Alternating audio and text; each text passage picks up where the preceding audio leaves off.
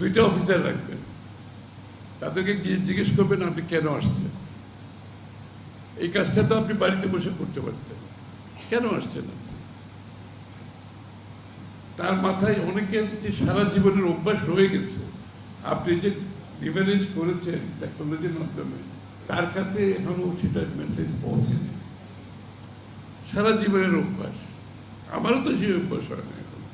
আমি সাধারণ মানুষের কথা কি বলবো? সুতরাং আপনাদের প্রত্যেক জায়গায় অ্যাসাইন করবেন, যে লোকগুলো আসলে জিজ্ঞেস করবেন আপনি কেন আসছেন।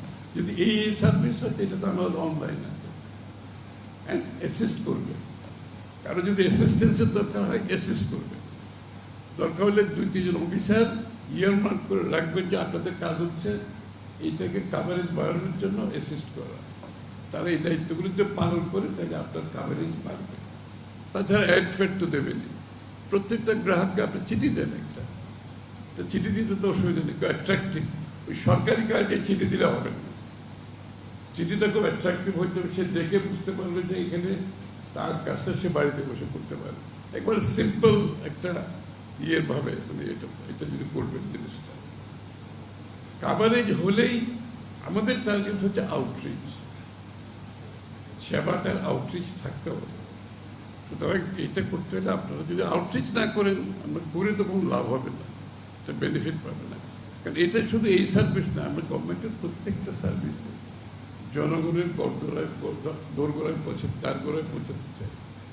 আমরা চাই না বাংলাদেশের জনগণ সে যেই হোক, তারা সরকারি অফিসে যাক, তারা ইন্স্যুরেন্স কোম্পানিতে যাক, তারা ব্যাংকে যাক, কিংবা আর কোনো প্রতিষ্ঠানে যাক। এবং এইটাতে কত সেভিংস আপনারা চিন্তা করছেন। রাস্তাঘাটে ট্রাফিকের উপর ইম্প্যাক্ট আছে। একটা মানুষের খরচ, আসা যাওয়ার খরচ, তার time, this is all important. প্রোডাক্টিভিটির জন্য আপনার একটা দেশের প্রোডাক্টিভিটি বাড়াতে গেলে একটা মানুষের তাকে যত বেশি কম সম্ভব তার এইসব সার্ভিস বাড়িতে বসে, রাস্তায় বসে, গাড়িতে বসে, রিক্সায় বসে সে যদি পেতে পারে, একটা দেশের কত মানুষের কত টাইম সেভিং, কত পয়সা সেভিং, তেল সেভিং, ট্রান্সপোর্ট টাকা পয়সা সেভিং, এটা বিশাল ব্যাপার। সুতরাং ইটস অ্যান অল এনকম্পাসিং একটা উদ্যোগ, এটাকে আমরা বাস্তবায়ন করতে হবে। শেয়ার বাজারের যে এই যে ভীষণভাবে যে দুর্নীতিগ্রস্ত হচ্ছে, আমরা ইন্স্যুরেন্সের ক্লেম পাচ্ছেন, শেয়ার বাজারে যারা আছে যারা এটাকে মিসইউজ করছে, প্রতিটি ক্ষেত্রে মিসইউজ হচ্ছে। এগুলোকে যদি চেক দিতে হয়, আমাকে এটা ফুলি ইমপ্লিমেন্টেশন করতে হবে। আমি আবারও ধন্যবাদ জানাচ্ছি যে আজকের উদ্যোগটা ভালো ছিল। এটা অনেকের জন্য আই ওপেনার, এবং প্রেসের মাধ্যমে এটা যখন জনগণ দেখবে সেটা অনেকে বুঝতে পারবে।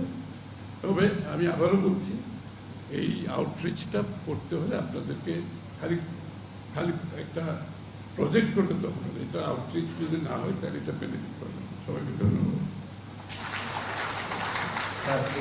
অনেক অনেক ধন্যবাদ। আমি মাননীয় মন্ত্রী মহোদয়ের কাছে একটু সময় চেয়ে দিচ্ছি একটু ফটো সেশনের জন্য। আমি এই পর্যায়ে পুরস্কারপ্রাপ্ত প্রতিষ্ঠান প্রধানদেরকে বিনীতভাবে অনুরোধ করছি মঞ্চে এসে মাননীয় মন্ত্রী মহোদয়ের ফটো সেশন করার জন্য। আপনারা পুরস্কার সহ একটু মঞ্চে আসবেন।